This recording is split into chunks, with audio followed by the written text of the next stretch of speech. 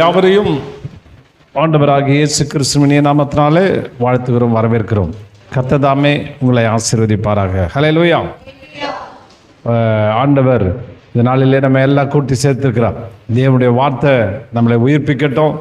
அதனால் நல்ல காதை திறந்து கேளுங்க, மனசை திறந்து கேளுங்க. தேவன் உங்களுக்கு உதவி செய்வாராக. ஒரு புருஷன் மனைவி பார்த்து சொன்னான்னா, மனைவி பார்த்து கேட்டோன்னா, என் சட்டப்பையில் வச்ச 100 ரூபா காணுமே, எங்கே காணும், யார் எடுத்தது இதுன்னு கத்திட்டு இருந்தாரோ. இப்போ மனைவி சொன்னாங்களாம், காலைல என்ன சொன்னீங்க அப்படின்னு. இதே மாதிரி காலையில் பையன்கிட்ட சொல்லும்போது, ஸ்கூலுக்கு போகும்போது 10-20 எடுக்காதரான், 100 ரூபா 100 எடுன்னு சொன்னீங்க இல்லையான்னு. அதான் அவன் 100 ரூபா எடுத்துகிட்டு போயிருக்கான். அதனால் இன்றைக்கி பாருங்க, வசனத்தை நிறைய பேர் இப்படி தான் படிக்கிறது. அவர் என்ன சொல்கிறாரோ அதை பற்றி இது கிடையாது. வார்த்தைகளுடைய உள்ளார்த்தம், வார்த்தைகள் என்ன சொல்ல வர விரும்புகிறார், எதை செய்ய நம்ம வாழ்க்கையில் வர விரும்புகிறார் என்ற காரியத்தை தேவன் சொல்லி தரும்படி பல இடங்களில் விரும்புகிறார். ஆனால் நமக்கு என்ன செய்யல, நமக்கு அது ரொம்ப அது சரியாக புரிந்து கொள்வது கிடையாது. ஹல்லேலூயா. அந்த நாட்களில் நாங்கள் பிரசங்கம் பண்ணும்போதெல்லாம் வாழ்க்கை பாடுகள் நிறைந்தது. அடிகள், உதைகள், குத்துகள், அவமானங்கள், பரிகாசங்கள், அப்படி சப்ஜெக்ட் எடுக்கிறது. எடுத்த உடனே என்னுடைய மனைவி எல்லாம் பேசி முடித்தோடனே மனைவியை அடிக்கடி சொல்லுவாங்க, அவங்களே பாவம் உடஞ்சி போய் வந்திருக்கிறான், வாழ்க்கையில் அழுதுகிட்டு வந்திருக்கிறான், அடுத்த வேளை சாப்பாட்டுக்கு என்ன பண்ணுவோன்னு தெரியாது, அழற ஆளை இன்னும் போட்டு அடித்து உடச்சி அவன் கதறி அழற மாதிரி வைக்கிறீங்களே அப்படின்னா. நான் சொன்னேன், அதெல்லாம் தப்பு. ஏன் கிறிஸ்துவ வாழ்க்கை பாடுகள் ரொம்ப கஷ்டம் நிறைஞ்ச வாழ்க்கை, நம்ம சொல்லணுமா இல்லையா அப்படின்னு நான் சொல்லுவேன். ஆனால் ஒரு பக்கம் யோசித்து பார்த்தா அவன் சொன்னாங்க, அதெல்லாம் தேவையில்லைங்க, அவ்வளோ ஆறுதலாக வார்த்தை பேசுங்க. நான் சொல்கிறேன், ஆண்டவர் நல்லதானே வச்சிருக்கிறாரு அப்படின்னு. நான் சொன்னேன், நீ பெத்த கோஸ்து ஆணி வேறே அசிச்சு பார்க்குறியம்மா, பாடுன்னு சொன்னால் தான் பிரசங்கம். என்ன பிரசங்கம் என்ன எடுப்பேன், இயேசு ஒருவன் எனக்கு பின்னே வர விரும்பினால் அவன் சிலுவை எடுத்துக்கொண்டு என் பின்னே வர கடவன். அது எப்படி எடுக்கிறது? இயேசு சுமந்த சிலுவை பற்றி எடுக்கிறது. இயேசு சுமந்த சிலுவை பார்த்தியா 136 150 கிலோ. அல்லேலூயா. 50 கிலோ தூக்குறதே பெரிய கஷ்டம், 150 கிலோ பாரமான வாழ்க்கை. ரெண்டாவது, அவர் தலையில் முள் முடிச்சுட்டான். அந்த மாதிரி நம்மளை ஆண்டவர் உபத்திரவப்படுத்துவாங்க ஜனங்க, சாட்டையால் அடிப்பாங்க, அதால் அடிப்பாங்கன்னு சொல்லி அடித்து எடுத்து பிரசங்கம் பண்ணிட்டு போகிறது. இப்படி தான் பிரசங்கம் பண்ணுறது தான் அந்த நாட்களுடைய வழக்கமாக என்ன தெரியல. எனக்கு அப்படி தான் கற்றுக் கொடுத்தாங்க, அப்படி தான் நான் பிரசங்கம் பண்ணுவேன். ஆனால் நான் கேட்டேன், இது என்ன, ஒரு பக்கம் பார்த்தா நல்ல சந்தோஷமான வாழ்க்கைன்னு சொல்கிறார், ஒரு பக்கம் ஒரு பெரிய அற்புதமான வாழ்க்கைன்றார், இன்னொரு பக்கம் பாடுன்னு நினச்சிட்டு இருக்கார், இன்னொரு பக்கம் பிரச்சனை இருக்குது. இது எப்படித்தான் இதை சரிப்படுத்தி பேசுறதுன்னு ஆண்டவர் சொன்னார், நீ உனக்கு என்ன செஞ்சனோ அதை செஞ்சு பேசு அப்படின்ட்டு ஆண்டவர் சொன்னார். உனக்கு என்ன நடந்ததோ அதை சொல்லு, பாடு, நீ என்ன பண்ணிட்டு இருக்கு அதை, உனக்கு நான் என்ன செய்யணும் அதை சொல்லு. ஆனால் காலையில் பார்த்தீங்கன்னா யோசிச்சு பார்த்தீங்கன்னா, காலையில் நான் என்ன செஞ்சேன், 2 இட்லி வடை 1 பூரி கிழங்கு சாப்பிட்டு வந்திருக்கிறேன். மத்தியானம் பிரசங்கம் முடித்தோடனே அங்கே அந்த நாட்களில் வேலு மிலிட்ரி ஹோட்டல், பெரிய ஹோட்டலு, அங்கே பிரியாணி மட்டன் சுக்கா சாப்பிடணுன்னு பிளானிங்கோடு வந்திருக்கிறேன். ஆனால் பேசுகிறதெல்லாம் பாடு, பிரச்சனை, போராட்டம். உண்மைதான், ஒரு பக்கம் இருக்குதான். ஆனால் அவைகள் மத்தியிலே ஆண்டவன் நமக்கு ஒரு சிறப்பான வாழ்க்கையை தேவன் வைத்திருக்கிறார். இல்லையா, உங்கள்கிட்ட சொன்ன பாருங்க, நல்லதான் சொல்லுங்களேன், சந்தோஷமா சொல்லுங்களேன். உன் பாடுக்கு முடிவு உண்டாக்க போறாருங்க. அவர் சிலுவை சுமந்தது நீ சுமக்க கூடாதுன்னு தான், அவர் அடி வாங்கினது நீ அடி வாங்க கூடாதுன்னு தான், அவர் வேதனைப்பட்டது நீ வேதனைப்படக்கூடாதுன்னு தான் ஒரு புதிய வாழ்வை தேவன் அங்கே கொண்டு வைக்கிறார். இன்னும் சில பேர் சொல்றாங்க, கடினங்க அப்படின்றாங்க. இப்படிதான் ஒரு வசனம் வாசிப்போமா, யோவான் 6:57 பார்த்தீங்கன்னா 60வது வசனம், அவருடைய சீடர்கள் அநேகர் இவைகளை கேட்டபோது, இது கடினமான உபதேசம், யார் இதை ஏற்றுக்கொள்வார்கள்? நல்லா கவனிக்கிறீங்களா? கடினமான உபதேசம். எதியா கடினம்? ஏசு என்ன கடினமானதை சொல்லிட்டாரு. என்ன கடினமான, அதுக்கு முன்னாடி வசனத்தை வாசிச்சிங்கன்னா தெரியும் என்ன கடினமான வசனத்தை சொன்னார் அப்படின்னு பார்த்தீங்கன்னா. என்ன சொன்னார்? இதோ வானத்தில் இறங்கிற அப்பம் இதுவே. எது கடினமான உபதேசம் சொல்கிறாங்க? வானத்தில் இறங்கின அப்பம் இதுவே, அது உங்களுடைய தகப்பன்மார்கள் புசித்த மன்னாவை போல் இல்லாமல் அவர்கள் மரித்தார்களே, இந்த அப்பத்தை புசிக்கிறவன என்றென்றைக்கு பிழைப்பான் என்றார். கப்பனூரில் ஜெப ஆலயத்தில் அவர் உபதேசித்துக் கொண்டிருப்பது இவளை சொன்னார். அவருடைய சீடர்கள் அநேகர்கள் இவளை கேட்டபொழுது, இது கடினமான உபதேசம், யார் இதை ஏற்றுக்கொள்வார்கள்? அல்லேலூயா. யார் இதை கடினமான என்ன கடினம்? நான் வானத்திலிருந்து வந்தேன், மன்னாவை புசிச்சாங்க, செத்து போயிட்டாங்க. இப்போ நான் வந்திருக்கேன், என்ன புசியுங்கள், நீங்கள் நல்லா இருப்பீங்க, நீங்கள் என்னன்னைக்கும் வாழ்வீங்க, சந்தோஷமாக இருப்பீங்கன்னு சொன்னார். இது கடினமான உபதேசம். எது கடினம்? இயேசுவோட உபதேசம் கடினமான உபதேசமே கிடையாது. நான் அந்த நாட்களில் சினிமா கொஞ்சம் பைத்தியம். அதுவும் இந்த படம் சண்டை படம்னா ரொம்ப லைக் பண்ணி பார்ப்பேன். அதுக்காக எங்கே தேட்டரில் ஃபஸ்ட்டு போட்டானோ ஏறி அங்கே போயிடுறது. பாருங்கள், கூட்டம் பயங்கர நெரிச்சல் இருக்கும். பின்னாடி அப்படி கூட்டத்தில் அடித்து 2 மணி நேரத்துக்கு முன்னாடியே போயிடுவேன். நசுக்கி புழிஞ்சி போட்டு இது பண்ணி மூச்சு திணறு ஏற்பட்டு டிக்கெட்டை வாங்கி உள்ளே போகிறதுக்குள்ளே சட்டைக்கட்டெல்லாம் நனைஞ்சிடும். அது சந்தோஷமாக அது 3 மணி நேரம் போய் பார்க்குறதுக்கு அவ்வளவு ஒரு போராட்டத்தை போராடி செய்ய வேண்டியது. இது இது செய்யறது கடினம் கிடையாது, இது எளிதாக இருக்குது. ஆலயத்துக்கு போங்க, எந்த ஆலயாவது கூட்டம் நெரிச்சல் இருக்குதா? எங்கள் ஆலயத்தில் பாருங்கள், இவ்வளோ இடம் காலியாக இருக்குது. எவ்வளோ இடம் காலியாக இருக்குது. ஊரெல்லாம் பெறலாம், சேரை தள்ளி விட்டு உட்காரலாம், படுத்துன்னு கூட கேட்கலாம். அவ்வளோ வசதி நாங்கள் செஞ்சு கொடுத்துருக்குறோம். அப்போ யாரும் போட்டு நெருக்கிறது கிடையாது. ஈஸியாக எளிதாக வரலாம், நல்லா உட்காரலாம். ஏசி போட்டு வச்சுருக்குறோம். கேட்டு வார்த்தைகள் அப்படியே உங்களுக்கு கூட்டு வர்றதுக்கு வண்டி, வர்றதுக்கு வண்டி, திருப்பி விடுறதுக்கு வண்டி, எல்லாத்தையும் ஆயத்தப்படுத்திருக்கிறோம். எந்த சினிமா தேட்டர்லையாவது உங்களுக்கு வண்டி அனுப்புகிறானா, எங்கள் படத்தை பாருங்கன்னு காசு வாங்கிட்டு தான் உள்ளே விட்றான்.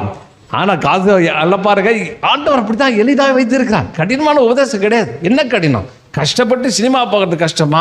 எளிதாக ஒரு ஆலயத்தில் உட்கார்ந்து தேவ வசனத்தை கேட்கு, உங்கள் வாழ்வழிக்கிற, உங்களை உயர்த்துகிற, உங்களை சிறப்பாக்குகிற, உங்கள் வாழ்க்கையை வளமாக்குற வார்த்தைகளை கேட்பது எளிதான், ரொம்ப எளிதானதுங்க. கடினமான உபதேசம் என்ன சொல்லிட்டானுங்க என்னன்னு ஒன்றும் புரியல.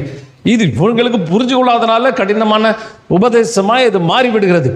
கடினமான உபதேசமாய் அது காட்சி அளிக்கிறது. கடினமான உபதேசமே கிடையாது. ஒரு இச்சையை செய்வதற்கு அவ்வளோ கடினப்பட வேண்டும். ஆனால் கிறிஸ்துக்கிட்ட வரும்பொழுது எளிதான விஷயம். ஆமென். ஏசு என்ன சொன்னார்? சோறு நீங்க சாப்பிட்ற என்னட அவரை மாம்சத்தை புசிக்கிறதுக்கு இவன் என்ன நினச்சிக்கிட்டான், போது வெட்டி கட்டி கொடுப்பார் போலகு, அதை எடுத்து சாப்பிட்றது ரொம்ப கஷ்டம், அதுவும் அவர் மாம்சத்தை பச்சையாக சாப்பிட்றது கஷ்டம் அப்படின்னு நினச்சிட்டேன். ஏன்னா புரிந்து கொள்ளுதல் இல்லை, தெரிந்து கொள்ளுதல். அவர் என்ன சொல்றாரு? நான் என்னோட சரீரத்தை புசிங்கன்னா என்ன அர்த்தம்? என்னோடு கூட ஐக்கியத்தை வைத்துக் கொள்ளுங்கள், என்னுடைய வார்த்தைகளை கேளுங்கள், என் வார்த்தைகளை புசிங்கள், என் வார்த்தைகளை நல்லா கேளுப்பா, வார்த்தைகளை உணர்ந்துக்கப்பா, அதை ஃபீல் பண்ணுப்பா அப்படின்னு சொல்றதுக்கு தான் இந்த வார்த்தைகளை சொல்றார். அவன் சொல்றான் இது கடினமான உபதேசம். இயேசுடைய உபதேசம் கடினமானதா? உங்களை பார்த்து கேட்குறேன், பார்த்து சொல்றதை பார்த்தா ரொம்ப கஷ்டம். கடினமானதா எளிதானதா?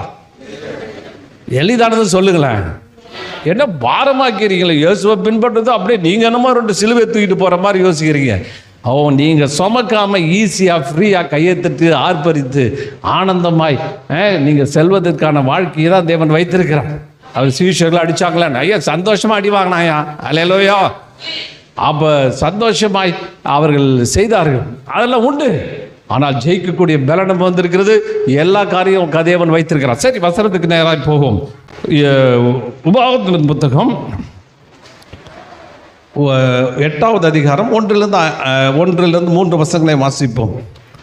நீங்கள் பிழைத்து பெருகி கர்த்தர் உங்களுக்கு உங்களுடைய முற்பிதாக்களுக்கு வாக்களித்து கொடுத்த தேசத்திலே நுழைந்து அதை சொந்தமாக்கிக் கொள்வதற்கு நான் இன்று உங்களுக்கு கொடுக்கிற எல்லா கட்டளையின்படியும் செய்ய கவனமாக இருப்பீர்களாக.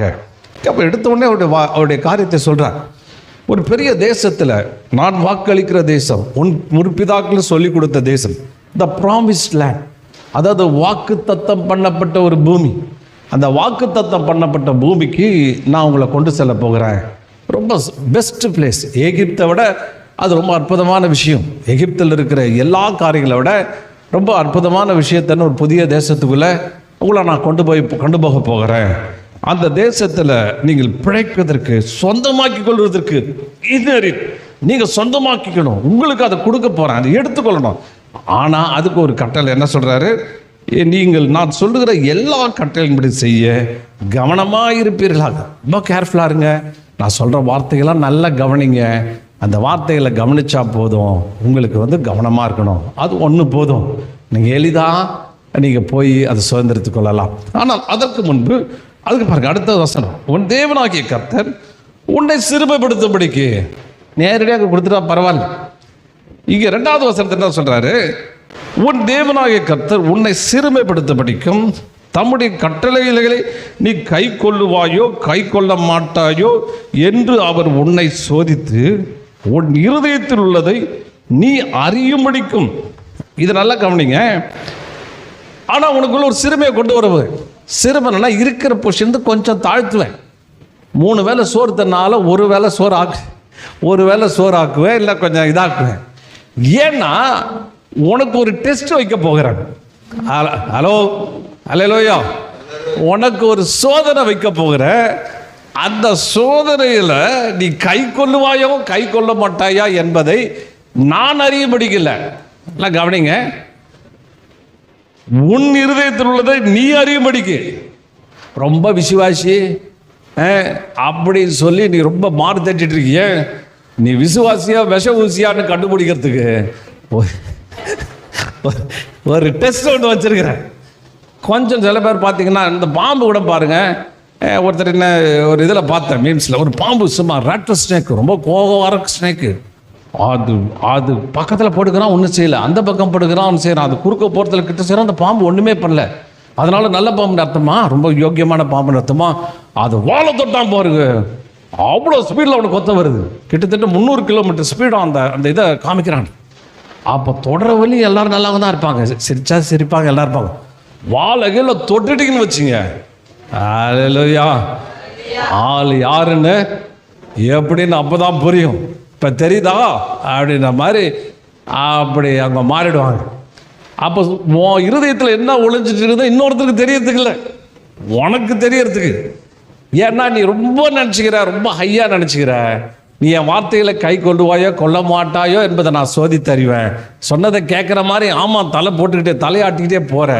ஆனால் நீ புரிஞ்சுக்கணும், ஐயோ இந்த இடத்துல நான் வீக்காக இருக்கேனே, இந்த இடத்துல நான் சரியில்லையே, இங்கே நான் முறுமுறுக்கிறேனே, இங்கே நான் குழப்புறேனே, இங்கே அவிசுவாசத்தை வெளிப்படுத்துகிறேனே, இங்கே தேவனை பற்றி தப்பாக சொல்கிறேனே அப்படின்னு உன் இருதயத்தில் அடியில் இருக்குப்பார். அதை நீ புரிஞ்சு கொள்ளும்படி உனக்கிட்ட எனக்கு தெரியும், நீ யாரு எப்படிப்பட்ட ஆளுன்னு எனக்கு தெரியும். ஆனால் உனக்கு தெரியல.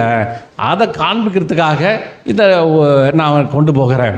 இன்னொரு காரியம் சொல்கிறார். ஒரு பெரிய கானான் தேசம், அற்புதமான ஒரு சிறப்பான ஒரு அற்புதமான ஒரு தேசத்துக்குள்ளே நுழையும்படி உன்னை கொண்டு போகிறேன். ஆனால் இன்னொரு பாதையை நான் தெரிந்தெடுத்திருக்கிறேன். அந்த பாதை என்ன? ஒரு வனாந்தர வழி. இந்த சைடு போனால் 11 கிலோமீட்டரில் 11 நாளில் போயிடலாம். அந்த சைடு கொண்டு போக போகிறேன். அந்த சைடில் கொண்டு போயிட்டு உனக்கு புதிய பாதையை அறிவிக்க போகிறேன் என்று அவர் சொல்லுகிறார். இன்னும் பார்த்தீங்கன்னா அந்த 3வது வசனத்தில், அவர் உன்னை சிறுமைப்படுத்தி உன்னை பசியினால் வருத்தி மனிதர் உணவினால் மாத்திரமல்ல கர்த்தருடைய வாயிலிருந்து புறப்படுகிற ஒவ்வொரு வார்த்தையினாலும் பிழைப்பான் என்பதை உனக்கு உணர்த்துவதற்கு நீயும் உன் முற்பிதாக்களும் அறியாமல் இருக்க மண்ணாமையினால் உன்னை போஷித்தனால. கவனிங்க, இந்த கருத்து இதுதான். சில பேர் கிறிஸ்துவம் என்ன போதிக்குது? ஒரு பாடம் சொல்றாங்க, சந்தோஷன்றாங்க. இன்னொரு பக்கம் வனாந்திர வாழ்க்கை வனாந்திர வாழ்க்கை தான், வனாந்திர இதுதான், வனாந்திரம் தான், கஷ்டம்தான், பாடுதான் சொல்லி ஒரு முத்திரை குத்தி போட்டு அது ஒரு சிஸ்டம் ஃபாலோ பண்ணுது. இன்னொன்று பெஸ்ட் லைஃப்னு சொல்லி கஷ்டப்படுது. ஆண்டவர் என்ன சொல்றாரு? இது வழியா அதுக்குள்ள போறதுக்கான வழிமுறையை அங்கே தேவன் செஞ்சுறாரு, அங்கே வைத்திருக்கிறார். ஒரு நல்லா கவனிங்க, இந்த உலகத்தில் வாழ்க்கை முறைகள் இருக்கு. ஒரு அறிவினால் எப்படி பிழைச்சி, எப்படி சாப்பிட்டு, எப்படி செய்யணும்னு சொல்லிட்டு மனுஷனுக்கு ஒரு லைஃப் அவர் வைத்திருக்கிறார். இன்னொரு முறையை வச்சிருக்கிறாரு. அது வித்தியாசமான வாழ்க்கை முறை. அது உங்கள் அப்பனுக்கும் தெரியாது, உங்கள் தாத்தாவுக்கும் தெரியாது, உங்கள் பாட்டனுக்கும் தெரியாது, பூட்டனுக்கும் தெரியாது. இல்லையா? அந்த வாழ்க்கை முறை என்னன்னா, அவருடைய வார்த்தையினாலே வாழுகிற ஒரு வாழ்க்கை, அவருடைய வார்த்தையை பெற்றுக்கொண்டு வாழ்கிற வாழ்க்கை. எதுவும் இல்லாமல் இருக்கும், ஒன்றுமே இல்லாமல் இருக்காது, ஒன்றுமே இல்லாமல் இருக்கும். ஒரு சூழ்நிலையும் நமக்கு சாதகமாக இருக்காது, ஒரு விஷயமும் நமக்கு பொருத்தமாக இருக்காது. ஆனால் இவைகளை மத்தியில் தேவனுடைய வார்த்தையை பெற்றுக்கொண்டு எப்படி வாழ்வது? ஆமென். பரலோகத்தோடு கூட எப்படி தொடர்பு கொள்வது? அவர் பாஸ்டர் சொன்னார், ஒப்புரவாக்குதல் மூழ்கும். எதோட ஒப்புரவாக போறீங்க? பரலோகத்தோடு கூட நீங்க கனெக்ட் ஆக போறீங்க, பரலோகத்தோடு கூட இணைக்கப்பட போறீங்க. அந்த பரலோகத்திலிருந்து நேரடியாக பெற்றுக்கொண்டு இந்த பூலோகத்தில் இங்கே இருக்கிற அறிவியோ, இங்கே இருக்கிற பல சகல விதமான சாதுரியத்தை உபயோகப்படுத்தி புத்தியை உபயோகப்படுத்தி பெற்றுக்கொள்கிறது அல்ல. மேலிருந்து தேவனோடு கூட இணைக்கப்படும் பொழுது அவர் உங்களை எப்படி போஷித்து நடத்துவார் என்பது ஒரு புதிய வாழ்க்கை முறை, ஒரு புதிய தத்துவத்தை நான் உங்களுக்கு சொல்லித்தர போகிறேன் அப்படின்னு சொல்றார். ஹல்லேலூயா.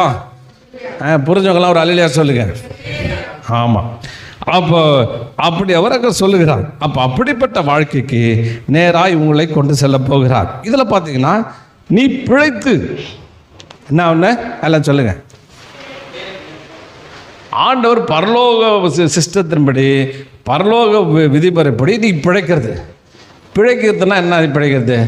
ஏதோ காலையில் கொஞ்சம் கஞ்சி குடிச்சிட்டு மதியானம் கொஞ்சம் ஏதாவது சாப்பிட்டுக்கிட்டு ஏதோ உயிரோடு இருக்கியா, அப்போ எதோ கிடைக்கிது வயிற்ற கழுவிறியா அப்படின்ற வார்த்தையில் பிழைப்புன்னு சொல்லலை. அது எப்படி இப்போ தான் கயா அப்படின்ற ஒரு பதம் அங்கே சொல்லப்படுகிறது. அந்த கயா அப்படின்னா to live, have a life, remain alive, sustain life, lives prosperously. நான் சொல்லிங்க, வசனம் சொல்லுது லிவ் ப்ராஸ்பரஸ்லாம் செழிப்பாக வாழறது, உற்சாகமாக வாழ்த்து, forever, live forever, happy லைஃபா, வியாதி இல்லாமல் பிரச்சனை இல்லாமல் இது இல்லாமல் ஒரு வாழ்கிற ஒரு வாழ்க்கை. Live for ever, quick and B alive. இன்னும் இது தமிழில் போட்டுங்க, வாழ்தல், உயிர் பெற்று இருத்தல், உயிருடன் இருத்தல், உயிரை தக்க வைத்தல், செழிப்பாக இருத்தல், என்றென்றும் வாழ்தல், புத்துயிர் பெறுதல், மீண்டும் உயிர் அல்லது ஆரோக்கியம் பெறுதல், ஆரோக்கியமான சோத்திரம்.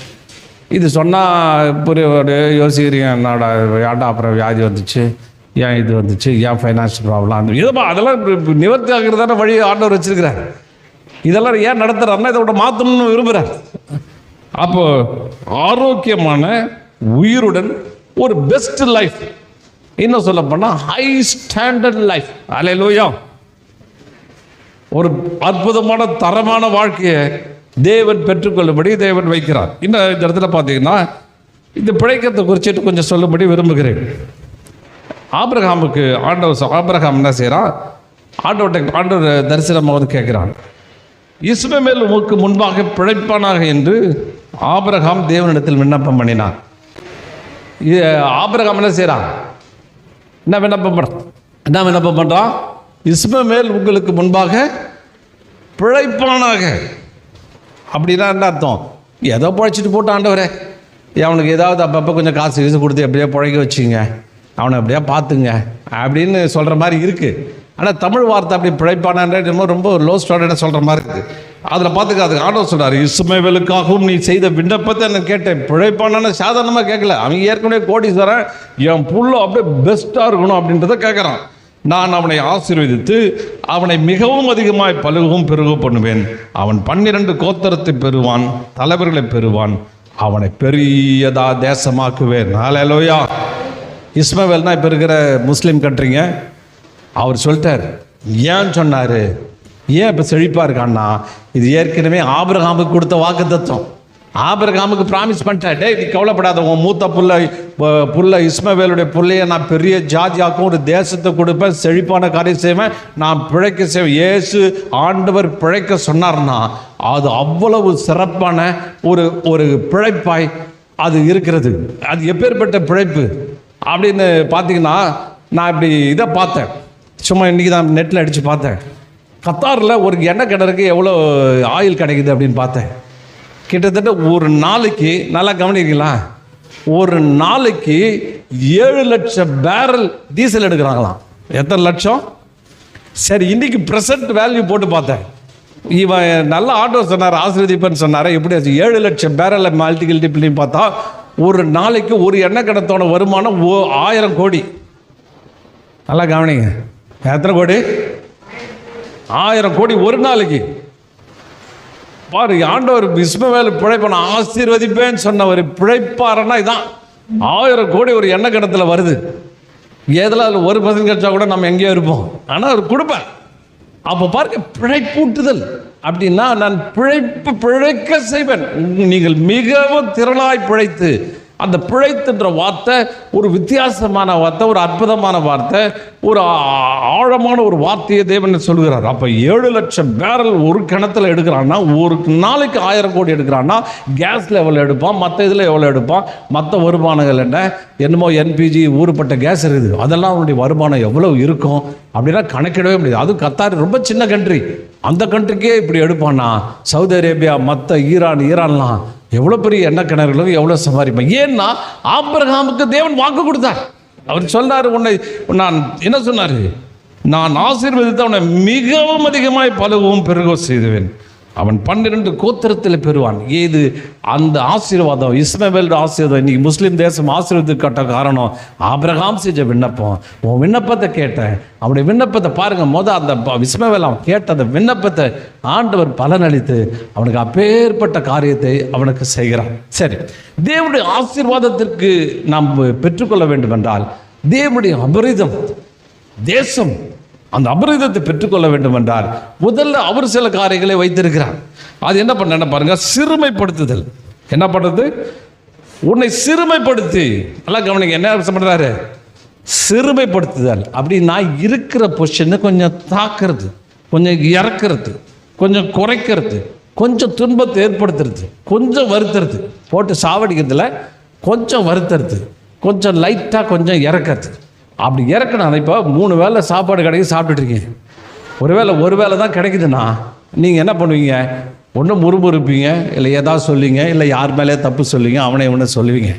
ஆனால் இதை நீங்கள் அப்போ என்ன செய்வீங்க, தேவனை நோக்கி பார்ப்பீங்க. அப்போ தேவன் தம்முடைய வார்த்தைகளை அனுப்பி அவர்களை பிழைப்பு விட்டுக்கிறார். அந்த சிறுமைப்படுத்த வார்த்தை ஆனா அப்படின்ற வார்த்தை சொல்லப்படுகிறது.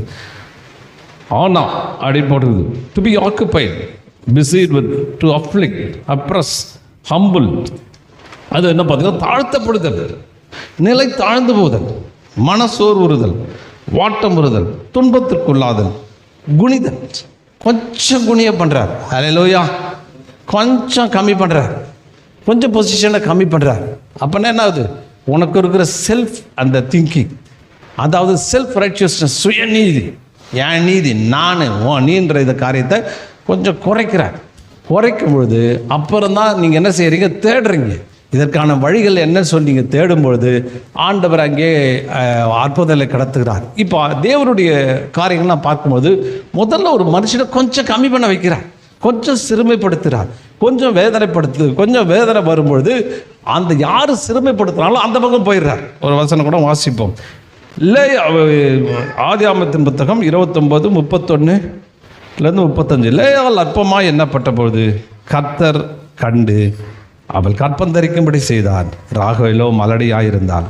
லேயாள் கர்ப்பவதியாகி ஒரு குமாரனை பெற்று கர்த்தர் என் சிறுமையை பார்த்தருளினார், இப்போது என் கணவன் என்னை நேசிப்பார் என்று சொல்லி அவனுக்கு ரூபன் என்று பெயரிட்டாள்.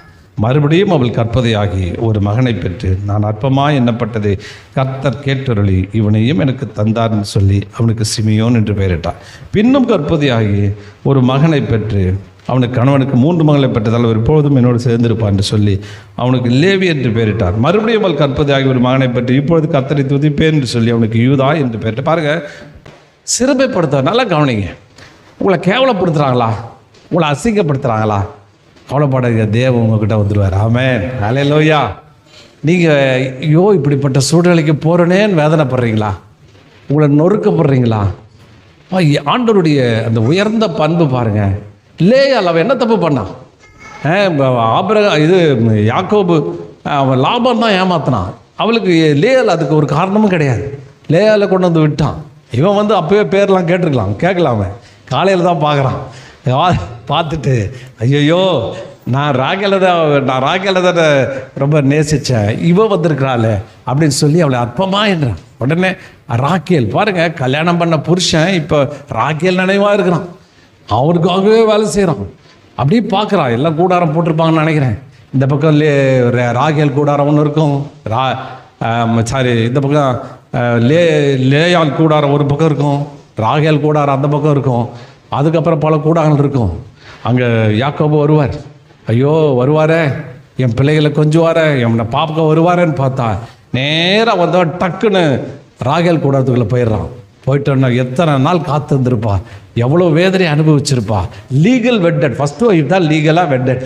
அப்படி சொல்லி ஏமாற்றப்பட்டவுடைய அப்படி உள்ள எவ்வளவு பாதிக்கப்பட்டிருக்கும், எவ்வளவு சிறுமைப்படுத்துதல், கேவலப்படுத்துதல், உதாசீனப்படுத்தல். சொந்த புருஷன் உதாசீனப்படுத்தும் பொழுது அவள் எவ்வளவு நொறுக்கப்பட்டிருப்பா, கலங்கி போயிருப்பா. நிறைய பெண்கள் அப்படிப்பட்ட சூழ்நிலைகளில் போகிறாங்க. உள்ளே போனால் மொதல் அட்டி, ரெண்டாவது அட்டி, மூணாவது அட்டி, நாலாவது அட்டி, நொறுங்கி போய் ஒரு பெண் என்கிட்ட சொன்னான், ஒரு அம்மா என்கிட்ட சொன்னாங்க, அவங்களுக்கு நொறுக்குங்க 6 மாதம் பெட்டை விட்டு எழுந்திருக்கலாம். அவ்வளவு சிறுமைப்படுத்துதல், கேவலப்படுத்துதல், நொறுங்கி போயிட்டாங்க. எழுந்திருக்கிறதுக்கு யாருமே இல்லை. அப்புறம் கர்த்தர் தான் என் கூட இருந்தாருண்ணா. பாருங்க இந்த பக்கம். ஆனால் கவலைப்படாதீங்க, வார்த்தை வேறமா இருக்குது. அல்லேலூயா, வார்த்தை அற்புதமா இருக்குது. நீ நொறுக்கப்படுறியா, உன்னை சிறுமைப்படுத்துறாங்களா, உன்னை கேவலப்படுத்துறாங்களா, இப்படிப்பட்ட வனாந்திர அனுபவத்துக்குள்ள போறியா, கவலைப்படாத, கர்த்தர் உன் பக்கம் வந்துருவாரு. ஆமென் ஆமென் சொல்லிட்டாங்க அவங்க. அல்லேலூயா.